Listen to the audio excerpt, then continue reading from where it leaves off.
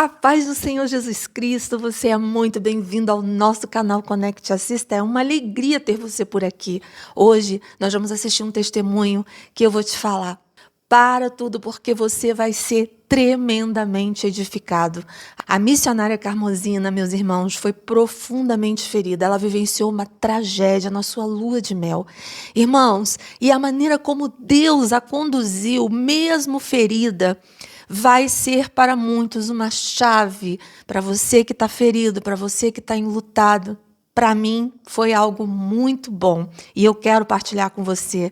Antes da gente começar a assistir o vídeo, deixa o seu like, se inscreve no canal, acione o sininho de notificações para que você possa ser notificado das próximas vezes que eu postar.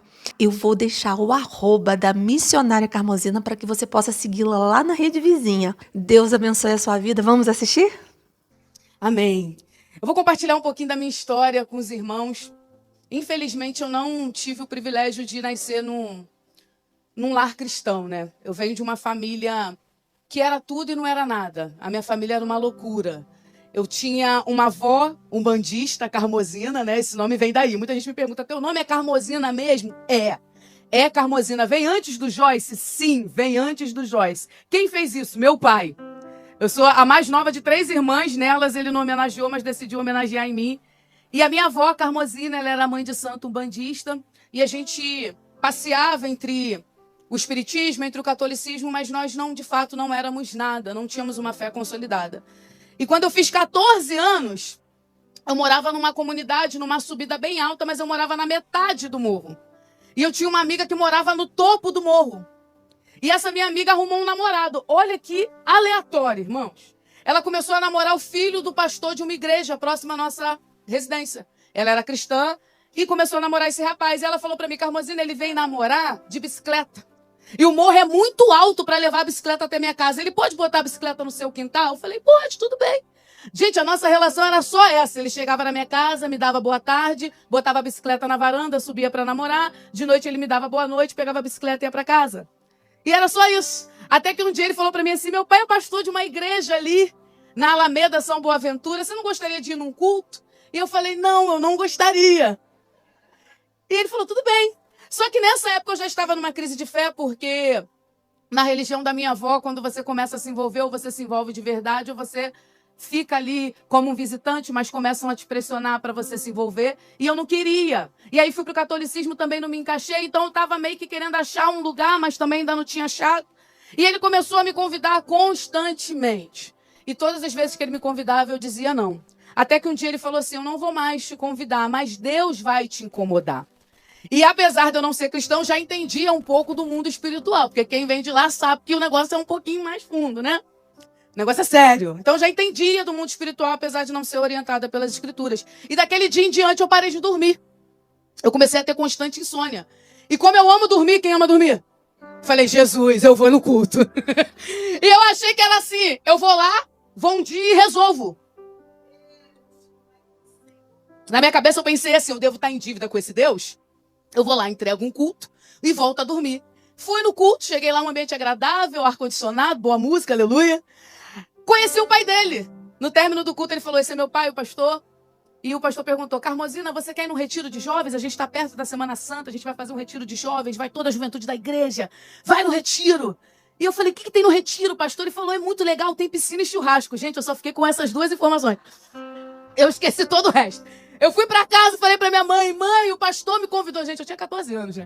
E eu falei para minha mãe, mãe, o pastor me convidou para ir num retiro. E minha mãe falou, o que tem no retiro de igreja? Eu falei, tem piscina e churrasco. Ela falou, vai, menina!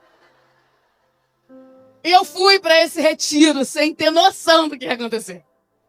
Começou numa quinta-feira, né? Quinta-feira da Semana Santa.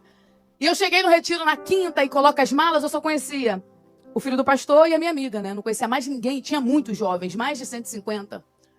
E guardamos as malas e começou o retiro. E na quinta noite, culto. Sexta-feira de manhã, culto. Sexta tarde, reunião dos jovens de oração. Sexta noite, culto. Eu falei, gente, me enganaram. E eu lembro que eu falei, pastor, eu não estou me encaixando, eu não estou me sentindo bem, eu não conheço ninguém. Eu quero ir embora. E ele falou, Carmozina, vamos fazer o seguinte. Você fica no culto de amanhã de manhã, sábado. E se depois desse culto você não se sentir bem, tá tudo bem, eu te levo embora. Mas a gente vai embora logo ali no domingo. Mas vamos fazer esse combinado. E eu falei, tudo bem. No culto do dia seguinte, eu sentei na última fileira da última cadeira. Mas Deus tinha um plano comigo, Ele me achou. Não adianta você se esconder. Se esconder é uma estratégia que só nos cansa, porque se esconder dá trabalho. Inclusive, tua memória não tá dando conta de esconder nada, que você esconde uma coisa e depois não lembra. Quem já viu isso? Então não inventa de se esconder do Senhor, não. Eu sentei na última cadeira da última fileira. Começou o culto e os louvores tocavam, o pessoal chorava, eu falava, gente, crente sofre. Não tinha ideia. E de repente, uma irmã, ela se levantou, veio na minha direção e ela falou, fique de pé, menina. E foi um fique de pé com tanta autoridade que eu não pensei nem em meia vez, eu fiquei de pé. E ela começou a me entregar muitas coisas. E ela falava coisas do futuro, né? E ela falava, eu vejo você ministrando a palavra em muitos lugares. O Senhor vai te usar muito. Deus tem um plano contigo.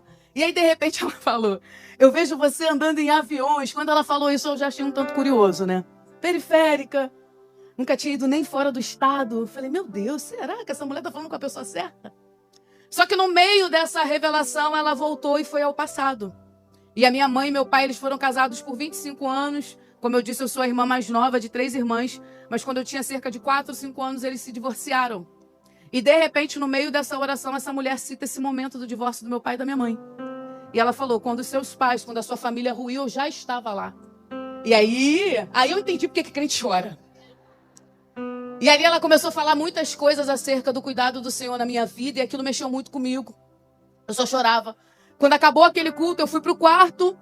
E cheguei no quarto, tô eu chorando e tentando assimilar todas as coisas, as promessas futuras, o cuidado no passado. E era muita informação para mim quando de repente o pastor entra e fala, Carmozine, e aí, vim saber se você quer ir embora. Eu falei, agora eu também não quero ir mais, não. E para minha surpresa ele disse, você entendeu o que ela falou? Eu falei, pastor, ela estava orando aqui, pertinho. Eu entendi cada palavra, Deus falou comigo, agora eu quero ouvir mais. E ele começou a chorar, a atmosfera daquele quarto mudou. Ele saiu do quarto, voltou com os líderes de jovens, voltou com aquela mulher, a diaconisa Andréia, e todos começaram a chorar muito naquele quarto. Deus começou a mover ali. Ele abriu a Bíblia em Coríntios e me explicou que era um dom de línguas. E ele foi me explicando cada dom, e a própria Andréia, que orou por mim, e os demais irmãos todos que estavam no culto testemunharam que ela só orou em línguas. E aquilo me impactou de uma tal maneira, por quê? A primeira coisa que eu senti foi vergonha de pessoas que eu nunca tinha visto na vida saberem da minha história. Só que Deus foi tão cuidadoso comigo que só eu entendi o que ela falou naquela tarde. Só eu! Irmãos, eu fiquei apaixonada por Jesus. O povo começava a falar em línguas, eu ficava do lado, eu não entendi mais nada. Mas eu queria viver a experiência, os pastores, as irmãs. E eu lembro que eu voltei para casa e eu cheguei em casa já anunciando. Eu falei, mãe, agora eu sou crente. Ela falou, o que houve, garoto?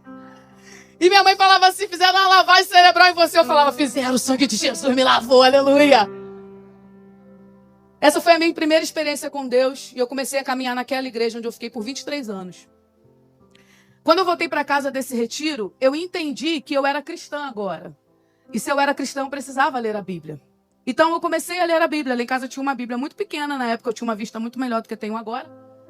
E eu comecei a ler aquela Bíblia em tudo quanto é lugar. Eu ainda fazia o ensino fundamental. Eu ia para a escola, eu lia a Bíblia. Eu lia a Bíblia em casa, eu lia a Bíblia em tudo quanto é lugar. Porque na minha mente, se você é cristão, você precisa ler o manual. O próprio Deus tomou a iniciativa de escrever a Bíblia. Quem tomou a iniciativa de escrever a Bíblia foi Deus. Ele escreveu os 10 mandamentos numa tábua e entregou para Moisés. Fez Moisés aprender a escrever no Egito para poder começar a registrar aquilo que era tradição oral. Era uma história, um povo contava para o outro, pais contavam para os filhos. Quando chega em Moisés, Deus manda Moisés escrever. E Moisés começa a escrever Gênesis, Êxodo, Levítico, Número, boa parte de Deuteronômio, o final não, porque é a morte dele, né? Ninguém escreve sobre a própria morte. Mas escreve tudo ali. E Josué andando pertinho de Moisés. Josué, para todo quanto é lugar que Moisés ia, Josué ia. Olha que interessante. Quando Moisés morre, chega o tempo de Josué assumir, Deus fala para ele assim, seja forte e corajoso. Mas Deus não fala para ele, olha para o que Moisés fez. Ele diz, olha para o que Moisés escreveu. Quando passou a ter um manual, a referência é essa daqui. A gente olha para pessoas que praticam a palavra porque isso nos inspira. Mas se você tem um livro desse em casa, saiba que ele tem todas as respostas para você. Eu sei, aqui eu não estou falando sobre ser um grande exegeta, a gente enfrenta dificuldades, cada um na sua área, né, irmãos? Mas o básico a gente tem que ter, uma relação, ainda que básica, nós precisamos ter de uma leitura da palavra. Eu tenho uma irmã, minha irmã mais velha, ela cozinha muito, muito, muito, muito. E aí quando a gente está reunido, ela faz a comida toda lá de casa. Mas quando a gente não está, cada um tem que cozinhar. Eu costumo dizer, não é a minha área de domínio. Esses dias eu fui fazer um bolo, dei um pedaço pro meu filho falou, mãe, o que houve? Eu falei, ficou ruim. Minha irmã faz um bolo de olho fechado. Eu não sei fazer um bolo, eu não sei cozinhar muito, mas um arroz e um feijão eu sei fazer. De fome eu não morro. Talvez você não consiga fazer uma leitura tão profunda, você não tenha se dedicado a uma outra profissão. Eu não estou falando de ser exegeta, de ser historiador, mas de meditar e debruçar nesse livro. Nós precisamos, isso precisa fazer parte da nossa vida. Porque ele é a nossa maior referência, foi o que Jesus deixou. Se o interesse dele fosse nos deixar, por exemplo, um podcast ou um vídeo, ele teria vindo agora. E deixaria. Tudo isso nos abençoa, mas nós precisamos amar o livro. E eu comecei a ter muitas referências, andar com bons líderes, mas eu fui mergulhando na palavra e eu lia, tinha coisa que eu não entendia nada. Primeira vez que eu li Levítico, eu falei, gente, o que Deus tem contra mofo? Mas eu lia! Fui mergulhando na palavra e sempre recebendo do Senhor direção de que Ele tinha algo comigo no ministério. E eu fui indo nesse caminho. E eu e minha irmã começamos a trabalhar com cabelo, né? Decidimos que íamos ser cabeleireira, fizemos vários cursos. Eu gostava muito desse ambiente do cabelo, das tranças, do mega hair. Eu amava, eu gosto muito disso. E eu comecei a trabalhar com cabelo, mas paralelo a isso, sempre estudando a palavra. E o meu pastor, a minha pastora da época, me davam pequenas oportunidades de ministrar. E eu pregava nos cultos jovens, eu pregava nos cultos de terça-feira, os cultos da semana, e eu fui crescendo nisso, até que um dia eu decidi me aprofundar um pouco mais, fiz um seminário de 1 ano. Nesse seminário de 1 ano eu vi pela primeira vez o grego, eu falei, nossa, que língua maravilhosa, a língua do Novo Testamento. Decidi que ia fazer uma faculdade, nisso prestei vestibular, comecei a estudar na UF, estava tudo indo muito bem, graças a Deus, a gente montando a nossa loja. Só que nesse momento que eu entro para a faculdade, entro para a Universidade Federal, eu não percebi o quanto eu estava despreparada para algumas coisas, e naquele ambiente eu me afastei. Só que eu era tão certinha que quando eu decidi que eu ia me afastar, eu fiz um gabinete. Marquei com o pastor, cheguei lá e falei, pastor, eu vim aqui avisar que eu vou me desviar. Ele falou, ninguém nunca veio. Falei, não, porque eu conheci um rapaz lá na faculdade. Ele falou, menina, se você veio avisar que você vai desviar, isso significa que tu não é desviada, não vai. Mas eu fui. Só que antes de eu me afastar, eu fiz esse seminário de 1 ano, conheci a língua grega e eu me apaixonei por isso. E eu tentei fazer um bacharel em teologia. Eu fui no seminário, o Seminário Teológico Betel Brasileiro. Lá a secretaria me deu uma carta e eu dei essa carta para o pastor. O pastor falou, Carmozina, eu acho que não é o tempo de você fazer seminário agora. Vai se aprofundar na sua profissão. Na época eu não entendi muito bem, porque ele sempre me deu oportunidade para pregar, mas eu guardei essa carta. Eu entreguei essa carta para ele e guardei essa vontade. Seguimos no cabelo. E aí eu estava nessa dinâmica, trabalhando com cabelo, sempre muito ativa na igreja local, sempre muito ativa. E entrei para a faculdade, e a faculdade acabou sendo essa porta para o mundo, e eu me afastei. Começou com um relacionamento que não vinha de Deus, e comecei a viver coisas que não devia lá. Só que Deus é tão tremendo, que logo assim que eu me converti, eu entrei para o grupo de coreografia da igreja. Na minha igreja tinha um grupo de coreografia. E eu não sabia muito bem dançar, não conseguia muito bem, mas entrei. E as irmãs ajudavam. E eu falava para minha mãe assim, mãe, a mãe de todo mundo vai. Só a senhora que não vai. E minha mãe falava, vai demorar. Eu falava, não, é rapidinho. E minha mãe ia comigo. Minha mãe ia fumando um cigarro atrás do outro até a porta da igreja. Aí minha mãe ia comigo, assistia a coreografia, ouvia a palavra, a gente ia para casa. Aí outro domingo tinha coreografia de novo, minha mãe ia comigo, assistia a coreografia, íamos para casa. Até que um dia minha mãe foi e aceitou Jesus. Nisso que minha mãe aceitou Jesus, minha mãe começou a levar o filho dela, que na época era pequenininho, meu sobrinho. Íamos eu, minha mãe, meu sobrinho e meu padrasto, que também aceitou Jesus. E aí meu sobrinho aceitou Jesus bem pequeno e ele disse que Deus falou para ele para orar pelo meu cunhado. Meu sobrinho começou a orar pelo meu cunhado e meu cunhado aceitou Jesus. Antes minha irmã começou a ir e também aceitou Jesus. Então toda a minha família já estava indo para o Senhor. E quando todo mundo foi, acho que foi para treinar eles a orar. Que aí todo mundo começou a orar muito, né? Já estava minha mãe, então, essa minha irmã, meu cunhado, meu sobrinho, todos firmes no Senhor. Foi quando eu me afastei. A minha irmã mais velha estava começando a ir. E nesse período de afastamento, foram 2 anos muito intensos e muito ruins, porque o mundo de fato não tem nada para nós, né? Eu sempre fui uma pessoa muito acelerada, muito do povo, muito comunicativa. e tinha me convertido com 14 e vim de uma educação um tanto quanto rígida. Minha mãe sempre foi aquela mãe com cuidado de não deixar sair. Então, quando eu me afasto, eu quero conhecer tudo ao mesmo tempo, né? Ir para tudo quanto é lugar, fazer tudo de uma vez. Só que sempre com aquela saudade do Senhor. Porque quem é marcado não tem como, né? E nesse meio tempo eu conheço um rapaz no mundo. O nome dele era Leonardo. Eu conheci o Leonardo num pagode. Nós nos conhecemos num pagode através de uma amiga. E começamos a nos relacionar. Enquanto eu fazia faculdade, enquanto eu trabalhava, e nós começamos a nos relacionar. E o Léo, ele não tinha nenhum segmento religioso. A família dele, alguma parte era espírita, ele ia, mas ele não era firme em nada. E nós começamos a nos aproximar. E fomos nos aproximando até que a gente começou a namorar. Namoramos 1 ano desse meu 2º ano de afastada. E nesse 1 ano que a gente começou a namorar, Deus começou a falar comigo. Irmãos, Deus começou a falar comigo de uma tal maneira que teve um pagode que eu e Léo fomos. E quando a gente foi descer da van para entrar no ambiente do pagode, o moço da van falou assim: menina, Deus mandou você voltar para casa. Eu falei: Jesus, vou no pagode assim mesmo. Quando eu estava entrando, a moça da recepção falou para mim: Deus mandou você voltar para casa. Gente, eu cheguei no bar para comprar uma Coca-Cola, que eu nunca fui de beber. A moça que estava vendendo Coca-Cola falou: Deus mandou você voltar para casa. Eu estava sambando, a moça sambando do meu lado. Eu falei: tu tá sambando também? Quer vir me... O Senhor começou a falar muito comigo. Todos os lugares. Eu lembro que um dia, eu indo para a faculdade, passei na porta de uma igreja. Tinha uma igreja, umas casinhas e um bar. Tô passando, passei na porta da igreja. Quando eu passei na porta do bar, o moço falou assim: eu acho que aquela moça tá te chamando. Eu falei: que moça? Aquela ali. Quando eu olhei para trás, uma mulher marchando na rua. Eu falei: é comigo, eu sei. E o Senhor começou a me atrair. Só que eu já estava dividida lá e cá, porque já estava namorando. Até que um dia ficou realmente insustentável. Eu entendi que eu precisava voltar para o Senhor. E foi uma das conversas mais difíceis que eu tive com o Leonardo na época. Eu falei para ele: olha, eu fui cristã durante muitos anos, me afastei quando entrei para a faculdade, mas o Senhor tem falado comigo que o meu tempo está acabando, eu preciso voltar para a presença, eu já não me sinto mais bem saindo, eu já não me sinto bem mais fazendo essas coisas, eu acho melhor a gente se desligar, porque a sua realidade é uma, a minha realidade é outra. Ele falou: não, vamos tentar por um período. E ele continuou vivendo a vida dele do jeito dele, e eu voltei. E eu literalmente voltei. Comecei a todas as consagrações, vigílias, tudo eu tava. Voltei a mergulhar na palavra, comecei a andar de novo com as irmãs que eu andava. E ficou o Léo lá e eu aqui. E o Senhor começou a trabalhar, eu comecei a mexer de novo. E foi um tempo muito precioso.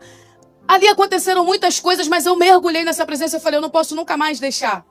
E a coisa foi piorando, né? Porque quando um tá e o outro não tá, quem vive essa situação sabe que é muito difícil. Até que uma hora eu falei: realmente não tá dando. E aí o Léo falou: então vamos nos casar. Já que você realmente quer ficar firme, vamos nos casar. Isso a gente já estava com quase 3 anos e meio de namoro. E realmente nós éramos muito amigos. Nós dois tivemos vidas muito difíceis. O Léo vinha de uma casa com um pai alcoólatra. Eu vinha de um pai que tinha nos abandonado. Então o nosso relacionamento era um relacionamento de amizade, de cumplicidade. E foi muito difícil a gente se desligar. E a gente de fato não conseguiu. E ele falou: vou começar a ir na igreja contigo e a gente vai casar. E eu lembro que minha família é aquela família agregadora. Eu não sei se você tem uma família assim, mas a minha é. Tanto que lá em casa todo mundo é bilíngue, pastora Carla. A gente fala português e gritando. Todo mundo lá, da família inteira. Minha família tá reunida, todo mundo em volta, sabe? E aí eu falei para as minhas irmãs, para minha mãe, eu e Léo decidimos que nós vamos nos casar. Na verdade, minha mãe já até sabia, porque quando o Léo foi me pedir em casamento, ele fez uma surpresa, juntou todos os documentos e já veio com a certidão do cartório. Ele falou: já fui lá, eu vim com o documento pra gente preencher, com a certidão não, né? Com os documentos pra preencher. E quando eu contei pra minha família que nós íamos nos casar, minha família ficou muito empolgada. E aí começou, né? Festa. Vamos fazer uma festa. E o pessoal da igreja, já estava aí na igreja há 1 ano de novo. Todo mundo se animou e a gente começou a montar uma festa ali. E aí eu comecei a ganhar presentes. Nós íamos muito ao monte. Um dia o Senhor falou conosco no monte: escolhe o que você quiser na festa que eu vou dar. E o Senhor foi preparando toda aquela festa de casamento, vestidão, cerimônia, tudo aquilo. E eu e Léo começamos a sonhar com essa vida futura. E o Léo começou a ir para a igreja comigo. Começamos a ir juntos. E parecia que estava tudo perfeito. Por quê? Eu já estava firme no Senhor. Eu estava montando o meu salão. Eu e minha irmã, a gente ia para São Paulo. Conhecia os indianos, aqueles cabelos maravilhosos. Já estava tudo meio que encaminhado. Eu fazia a minha faculdade, mantinha o meu ministério. Estava tudo ali andando. E a gente começou a montar essa festa. E foi um tempo de muita alegria na nossa família. Fazendo lembrancinha, planejando.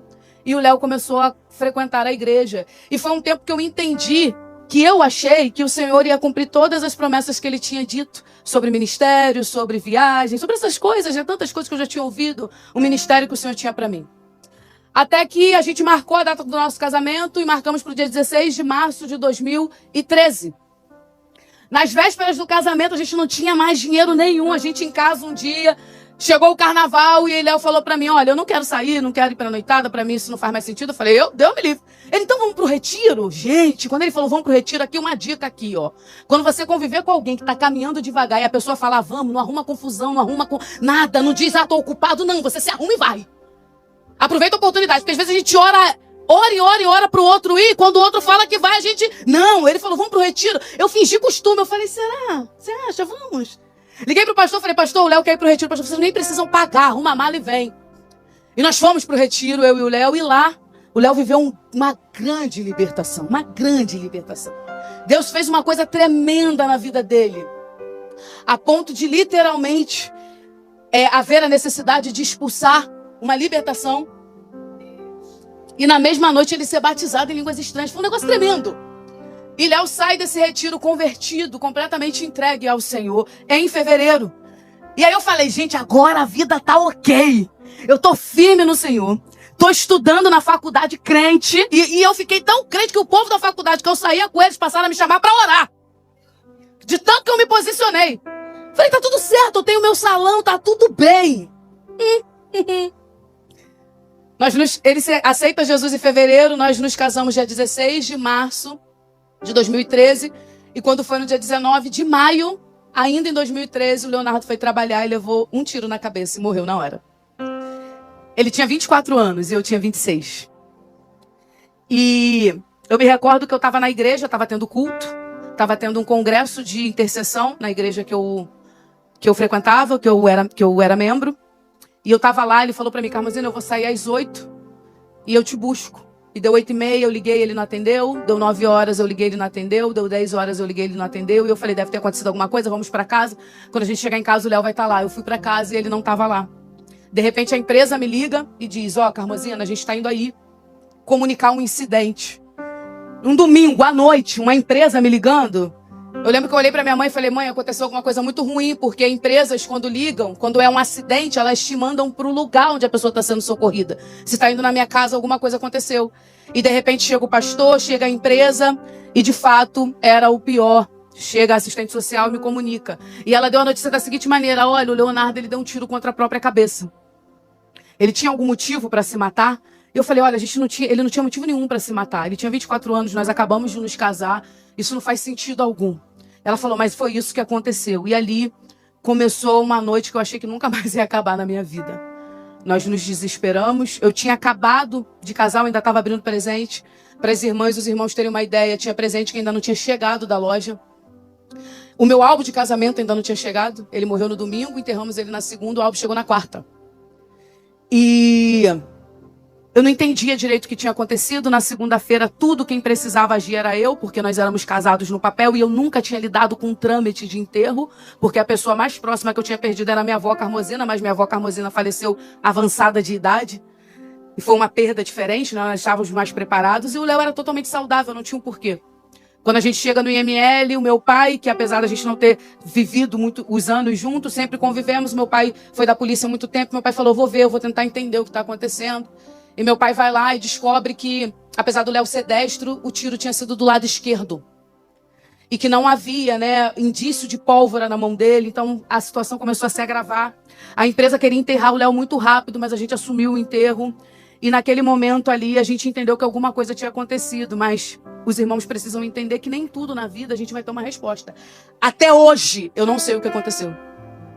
A empresa alegava que o único lugar que ele levou o tiro não tinha câmera. E a gente nunca soube. A pessoa que estava de plantão com ele sumiu. A gente nunca soube o que realmente aconteceu. Mas ali começou o meu vale. E eu não consegui mais voltar para minha casa. Muitas pessoas me questionam, por que você é tão agarrada com as suas irmãs, né? A segunda-feira foi um dia muito agitado. O dia que eu dei adeus ao Léo. Mas da terça em diante, o meu mundo entrou em pausa. Hoje, quando eu sentei aqui, a pastora Helena falou assim, você é muito bonita. Eu amo esses elogios. Quando elogiam minha pele, então, porque eu fiquei 25 quilos mais magra do que eu tô aqui. O meu cabelo caiu tanto que eu perdi sobrancelha, irmãos. E eu fiquei pelo menos uns 4, 5 meses só sentada no sofá das minhas irmãs. Eu não voltei nunca mais para minha casa. Fui morar com a minha outra irmã, que era a vizinha dessa irmã, e tinha dia que até banho elas precisavam me dar.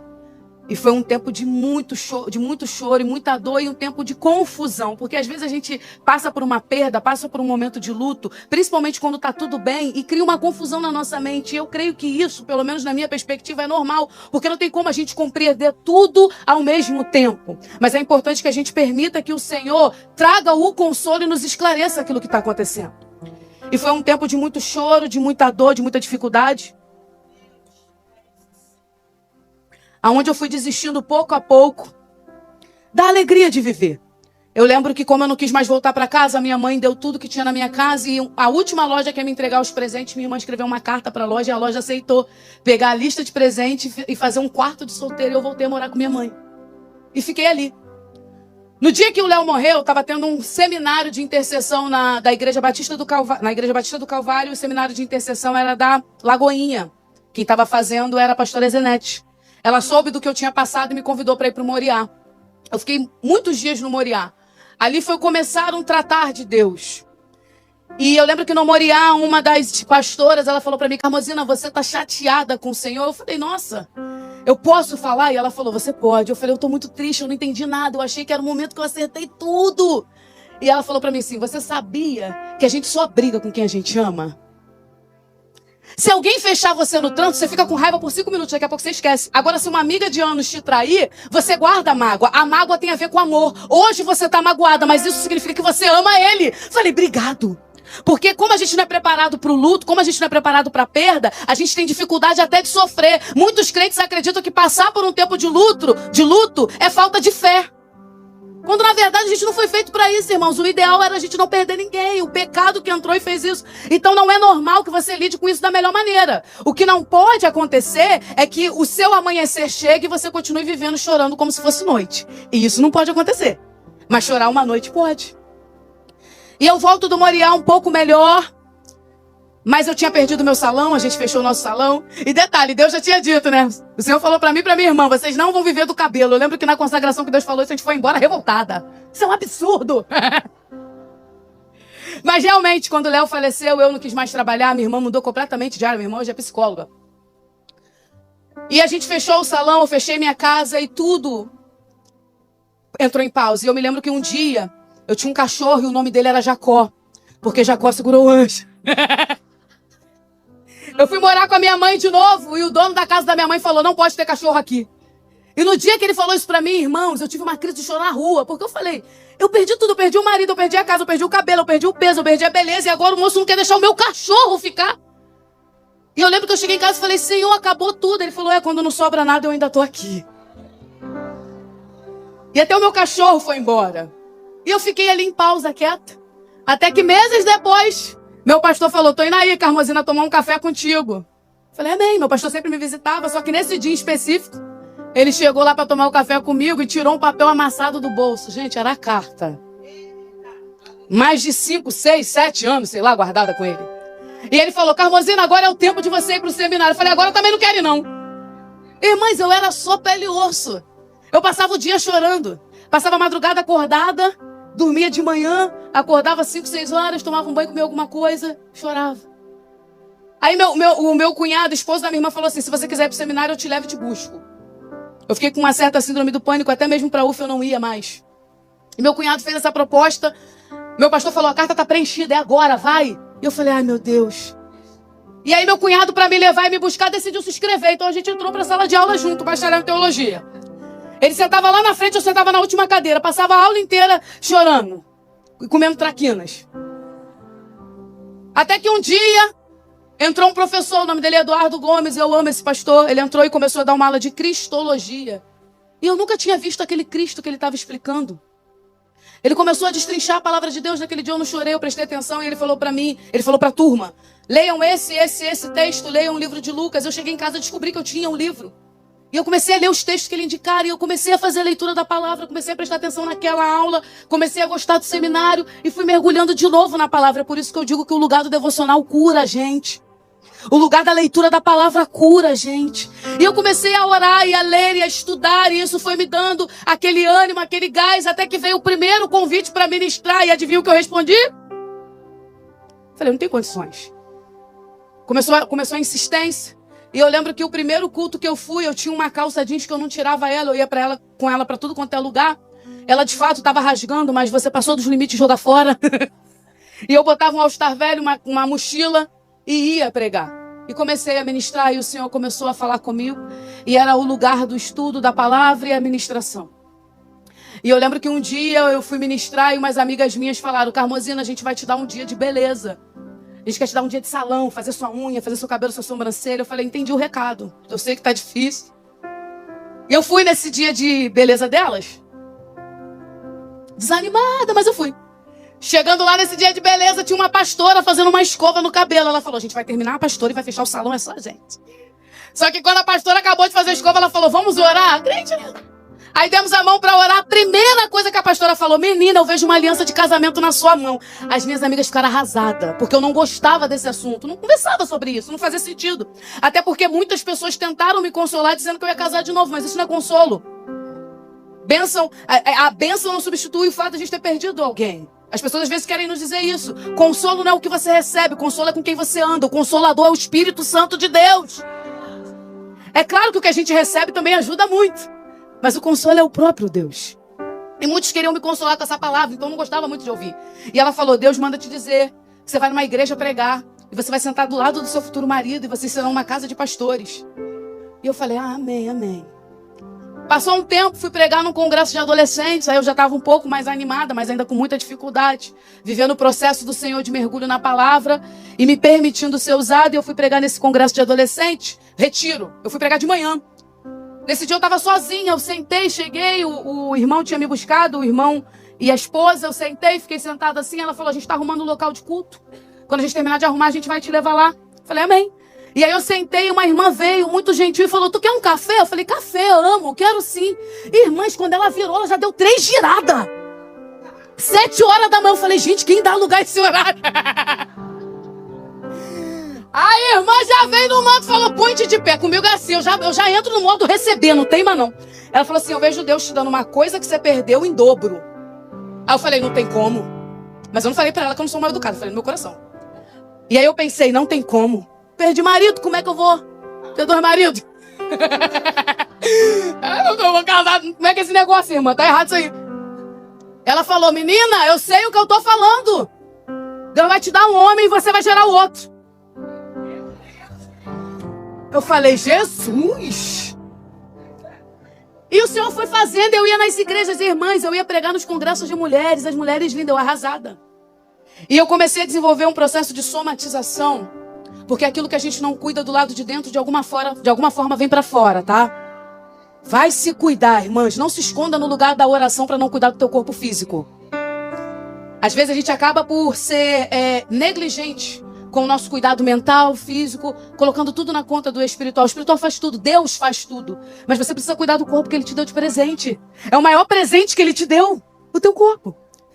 E durante um bom tempo eu desenvolvi uma somatização e em datas importantes eu ficava como um monstro. Eu tinha crise de alergias horríveis. Lá no meu Instagram tem. Algumas tão terríveis que depois até eu cheguei a ir no médico ser atendido e o médico achar que eu tinha sido agredida. Falava, você foi agredida, você está muito inchada. Tamanho eu ficava em algumas datas. Então foi muito difícil esse processo. Mas eu passei por todo esse processo servindo. E muitas vezes eu falava para o Senhor, Senhor, hoje eu não tenho uma palavra, eu não tenho. E o Senhor falava, Carmozina é uma espada de 2 gumes, manuseia que enquanto ela corta o outro, ela corta você. Vai, sirva o pão. E eu ia, e foi nesse processo muito difícil. De mergulho na teologia, na palavra do Senhor. E eu lembro que quando tinha dias que eu só queria chorar, eu colocava uma ministração, estava começando a era das ministrações no YouTube. E eu começava ali a assistir. Até que um dia eu fui convidada para pregar num culto jovem. Aceitei e fui, era o último culto jovem do ano de 2014. E quando eu cheguei lá, o meu marido estava lá. Eu não conhecia ele. Ele estava sentado do meu lado, tem a foto, gente, cada um 20 quilos mais magro, né? Essa parte até podia voltar, aleluia. Tá, tem a foto, nós dois sentados um do lado do outro, vocês conhecem, ele era baterista da igreja. E aí a pastora pediu para ele orar por mim na hora da palavra, tem a foto da gente orando junto. A gente começou a se conhecer, mas não tinha nada a ver. Eu fui convidada para pregar na igreja da mãe dele. Era uma consagração, ele foi. Aí chegou lá, a gente se falou, tudo bem. Aí ele falou, menina, eu queria te convidar para tomar um sorvete. Eu falei, não gosto de sorvete. Ele falou, comer um cachorro quente. Eu falei, não gosto de cachorro quente. Tudo que ele tentava, falava, melhor não. O tempo passou um ano, irmãos. Um ano depois, ele entra em contato de novo, né? Menina, eu queria conversar com você, Carmozina. Vamos conversar. Eu falei, eu acho que isso não é papo para ter pelo telefone. Ele, tudo bem, foi na sua casa. Gente, ele foi na minha casa. Chegou. Vim conversar com você e nós começamos a conversar. E o Senhor foi nos aproximando. Eu lembro que depois de 3 meses orando, um dia eu falei, Deus, se for da tua vontade, porque bonito ele é. Aleluia. Mas se for realmente da tua vontade, porque eu estou com medo, me dá um sinal. E esses dias eu lembrei desse dia. Foi um dia que ele me ligou, a gente sempre conversava e orava, e ele falou pra mim assim, hoje a gente não vai conversar, hoje a gente vai adorar o nosso Deus. E ele montou um teclado lá na casa dele, começou a tocar, e eu cantava na minha casa e ele na dele. Eu falei, então entendi que é o Senhor. E foi um grande desafio começar a me relacionar de novo. O nome do meu esposo é Wesley, eu passei dias chamando ele de Léo, e ele atendia de boa. Até que um dia a gente estava entre amigos, eu falei, então não sei o que, Léo. Aí o amigo falou assim, o nome dele não é Léo. Aí eu falei, eu te chamei de Léo, ele falou, chama às vezes. Tamanha paciência que ele teve para ser instrumento para minha cura. E o Senhor foi me dando ali um novo olhar para a vida. E nós começamos de fato a namorar depois de 1 ano e 7 meses nós nos casamos. Nos casamos, começamos a de fato fazer missão juntos. Já fomos para Moçambique junto, para Angola junto. E depois de 4 anos de casamento veio a minha porção dobrada, a minha dupla honra. E eu me lembro que eu não sei porque eu achava que eu estava grávida de uma menina. Quando eu engravidei, eu falei, é a Madá chegou. E a gente começou naquela animação, falei, é menina, é menina. E um dia uma amiga minha falou, Carmozina, lembra da profeta que disse que Deus ia te dar em dobro? É menino. E aí já era a era da chá revelação, nós fizemos um chá revelação e a minha casa ficou toda verde. Eu falei, é menino. E o Senhor falou, chegou o tempo da dupla honra. E Deus fez. As coisas começaram a acontecer. E o ministério começou a de fato andar. Eu fui convidada para participar de uma organização missionária chamada Paz para Todas as Nações. Foi na Paz para Todas as Nações que eu comecei a viver muito mais ainda o chamado. Foi pela Paz para Todas as Nações que a gente foi a primeira vez à África. Depois fomos à Europa. E Deus foi fazendo todas as coisas que falou desde aquela primeira mulher. E para mim foi muito lindo ver tudo que o Senhor fez e tudo mais. Mas por que eu li o livro de Samuel e por que eu li a história de Ana? Vou te explicar o porquê agora. Deus fez. Eu conheci o Wesley pregando. Tive esse privilégio de me casar novamente. Tive o Gael, hoje eu tenho minha família. Tive 2 cachorros por muito tempo. Só não tenho mais cachorro hoje porque a gente não para em casa. O Senhor me deu tudo. Mas Ana, ela vivia num ciclo de dor e amargura, que era um outro tipo de dor. Era a questão da esterilidade. E a dificuldade de lidar com Penina, a vida de Ana estava muito difícil. E eu sei o que é você estar num período de vida muito difícil, porque eu estive por anos, sentada no mesmo lugar do sofá, querendo entender o que tinha acontecido sem entender. Ana estava nesse ciclo aqui, a Bíblia diz que um dia ela se levanta e vai orar. E quando Ana vai para o templo e passa tempo no templo, derramando as lágrimas dela ali, chorando, orando, foi um desafio, porque quando a gente decide se levantar, é de fato um desafio, não é uma coisa simples. Voltar para o lugar da presença, adorar quando você só quer chorar, orar quando você ainda não entende, agradecer quando você talvez quer questionar, fazer isso é muito difícil. Só que Ana fez isso. Ela não foi reclamar com Eucana, ela não foi discutir com Penina, ela também não foi idolatrar a esterilidade. Porque às vezes a gente sofre uma dor e a gente começa a idolatrar essa dor. Mas a atitude de Ana não é essa. A atitude de Ana é, vou chorar aos pés do Senhor. Eu vou pro templo. Porção dobrada não tá me dando conta, Eucana não tá me dando conta, Penina não tá dando conta, eu não vou ficar aqui idolatrando esse problema, eu vou chorar aos pés do Senhor, vou pra lá. E aí não é muito arrumado não, porque tem dia que a gente vem, né, bonitinha, maquiada, Mary Kay, aleluia, mas tem época que é só choro mesmo, é lágrima, é aos pés do Senhor, e é uma época às vezes solitária, porque quando Ana chega na porta do templo, ele fala, você tá bêbada? Ela fala, eu não tô bêbada não, eu tô amargurada. Tem época que ninguém vai entender o seu nível de dor. Não vai ter alguém para conversar com você sobre o que você tá passando, apesar de pessoas viverem as mesmas experiências. Mas tem vale que tu vai sozinho.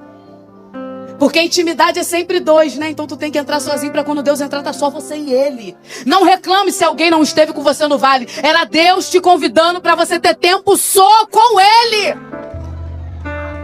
Ana não chamou Eucana, vamos clamar junto. Não, ela foi. E a Bíblia diz que quando ela derrama a alma dela diante do Senhor, ela sai diferente. O semblante já não era mais o mesmo. E detalhe, ela não sai grávida, irmãos. E é isso aqui que eu preciso compartilhar, tá? Talvez ela tenha sentido em seu corpo físico que ocorreu uma cura ali. Mas Ana não sai grávida. Mas sai com um rosto diferente. Provérbios 15:13 diz que um coração alegre formoseia o rosto. Deus me deu a graça de experimentar de um novo casamento. Deus me deu a graça de ter um filho. Deus me deu a graça de viver a plenitude do ministério. E é muita coisa para contar, o tempo já não permite. Mas o momento em que Ele mudou meu semblante foi o momento que eu decidi mergulhar em quem Ele era. Na hora que eu peguei aquela carta amassada e falei, eu não tenho mais nada, mas eu ainda tenho esse Deus, eu ainda tenho essa palavra e eu vou voltar para esse lugar. Foi nessa hora que o Senhor começou a me curar. Talvez você esteja com muita expectativa de viver um milagre, de viver uma mudança, de viver uma transformação de quadro externo. Mas eu quero declarar uma coisa sobre mim e sobre você. A mudança da nossa vida começa quando a gente contempla a face do nosso Deus. Quando a gente olha para quem Ele é. Quando a gente mergulha na palavra. Quando a gente prossegue em conhecer. Porque existe uma alegria. Que é alegria, eu não sei nem se é essa nomenclatura que se dá, mas uma alegria terrena, irmãos, essa existe. Nossa, meu segundo casamento foi lindo, a presença de Deus parecia que estava para pegar na mão. O dia que Gael nasceu, meu Deus, o dia que você tem um filho é um dia maravilhoso. A enfermeira entrou um pacotinho, ela botou e falou, parabéns mamãe, e foi saindo, eu falei, tu vai para onde? Ela, ué, o filho é teu. Eu falei, ué, meu Deus, eu sei cuidar, e eu sabia, instintivo. Tem alegrias, maravilhas. O Senhor me deu a primeira vez que eu viajei. Eu entrei no avião, falei, gente, eu tô indo pregar de avião mesmo. Meu Deus. Eu lembro que a aeromoça passou, me deu aquele guardanapinho. Eu falei, obrigado. Essas alegrias são alegrias que o Senhor nos permite em vida e que elas aconteçam sobre você. Mas eu quero te dizer algo ainda mais importante. Alegria não é resultado de uma coisa boa. Tristeza é resultado de coisas ruins, mas a alegria não é tão somente resultado de coisa boa. A alegria é fruto do Espírito Santo de Deus. É por isso que a gente entra estéril, sai estéril, mas está com o rosto diferente. Porque não é a alegria que vem da mudança do quadro, é a alegria que vem do Deus que pode mudar o quadro. Ana saiu diferente, e o que me mudou, glória a Deus, que o Senhor me deu essa estrada maravilhosa. Mas aceitar aquela carta e mergulhar na palavra foi tudo, irmãos. Eu não sei o quão escura é a noite que você está passando, mas eu quero te convidar a chorar no lugar certo, nos pés do Senhor. Hoje, quando eu olho para trás, a dor ainda é difícil de entender. Foi um tempo de muita tristeza. Nossa, eu tinha planejado uma vida do lado do Léo. Mas eu entendi que o Senhor salvou, levou e tinha outra coisa para mim. E foi muito bom ver tudo que Deus me proporcionou. Mas o melhor foi me permitir ser consolada por Ele. Quantas madrugadas, eu com a cara desfigurada, cantando. Eu lembro que eu cantava Poderoso Deus e só repetia, minha alma anseia por Ti, minha alma anseia por Ti, minha alma anseia por Ti. O lugar de consolo é na presença. As palavras são realmente vivas. Tu lê e ela vai te transformando de dentro para fora. É por isso que ninguém entende nada. Tá tudo ruim do lado de fora. E as pessoas te olham e você tá cantando. Você tá adorando. E eles falam, ainda é estéril. E ainda é. Mas tá com o rosto diferente. Porque o consolo vem do Senhor. Talvez você não entenda o nível de escuridão que você tá vivendo nesse tempo. Mas eu quero te declarar algo. Deus chamou Abraão e disse, Abraão, sai.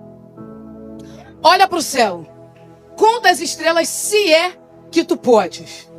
Se Deus disse, conta as estrelas se é que tu podes, significa que era um céu muito estrelado naquela noite. Um céu muito estrelado. O céu mais estrelado que eu já vi foi em Moçambique, na cidade de Maputo, aonde não tinha luz nenhuma. E quando o gerador da casa missionária acabava o querosene, era breu. Hoje o Senhor falou comigo, Carmozina, eu disse para Abraão, olha para o céu, quantas estrelas se é que tu pode? Era muita estrela que ele estava vendo, mas para ele ver o tamanho da promessa no céu, o nível da escuridão precisava ser alto em volta dele. Tinha que ser breu para as estrelas brilharem mais. Talvez você não entenda o nível de escuridão que está sobre a sua vida hoje, mas olha para o céu, conta as promessas, se é que tu pode. Assim será a tua bênção. Não se incomode com o nível de escuridão. Olhe para Deus que tudo pode, porque quando Ele diz haja luz, todas as trevas se dissipam. E Deus fez tudo novo de novo, irmãos. Eu nem sei como é que eu tenho essa pele. Eu nem sei. Consegui terminar a faculdade, consegui terminar o seminário, depois fiz um outro curso. Nunca mais voltamos para os cabelos, né? O Senhor tinha outro estado, hoje tem o meu filho. Esses dias meu filho falou, mãe, eu quero uma irmã, quero um irmão. Falei, menino, que isso? Ele falou, tô orando. Eu falei, Deus, eu não sei o que o Senhor tem, mas conhecê-lo no secreto, que pena, né? Que eu só fui quando não tinha mais nenhuma distração. Mas glória a Deus que eu fui. Eu quero nessa manhã te dizer que ainda que você perca tudo, saiba que Ele ainda está lá. E que ainda que você não saia daqui com a sua gravidez, demorou muito tempo para as coisas acontecerem. Eu ia ministrar e voltava para casa às vezes no carro chorando, falando, Deus, que dor, vou chegar e Ele não vai estar lá. Mas não era sobre a perda, não era sobre a viuvez, não era sobre a casa que se desfez, não era sobre o cabelo que caiu, não era sobre essas coisas. Era sobre Ele. Porque dele, por Ele e para Ele são todas as coisas. Que sejamos como Ana nesse tempo. Que ao entrar aqui, você contemple tamanha glória, de tal maneira que não tenha espaço para a dor te dominar. Que o luto ainda esteja aí, mas não seja o principal. Porque o primeiro lugar é do Alfa, do Ômega, do primeiro, do Rei dos Reis, do Senhor dos Senhores, do Príncipe da Paz. É dele. Devolva o trono para Jesus. Tira a tua perda do trono. Devolva o trono para Jesus, o autor e consumador da nossa fé. A Bíblia diz que os olhos dele são como chamas de fogo, né? Se são como chamas de fogo, ele nem pisca. Contemple a glória do seu Deus. Nele há consolo, nele há vida e vida em abundância. Ele mora no futuro, Ele sabe o que tem para você. Passa no tempo de esterilidade, olhando para Ele, chorando no templo, derramando a tua alma diante dEle, porque vale a pena ser fiel a Jesus de Nazaré. Vale a pena, vale a pena continuar, vale a pena, vale a pena ser fiel a Jesus. Que o Senhor te prepare uma bênção abundante, como preparou para Ana. Não foi só Samuel não, depois Ana teve mais 5. Que o Senhor prepare uma bênção abundante, como preparou para mim. Me deu logo um homem de 2 metros, um garotinho que não para.